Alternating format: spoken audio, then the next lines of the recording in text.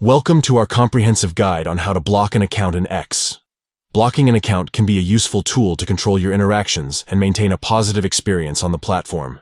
In this video, we'll walk you through the step-by-step process of blocking an account in X. Let's begin. Step 1. Open X on your device.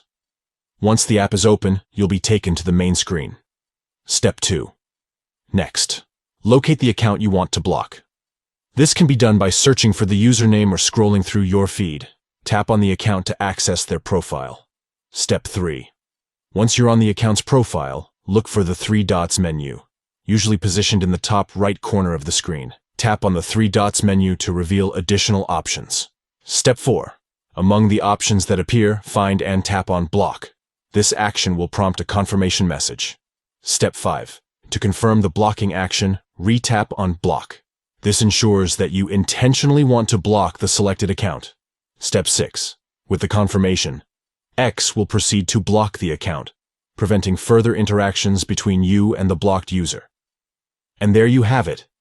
You have successfully blocked an account in X, allowing you to have more control over your interactions on the platform.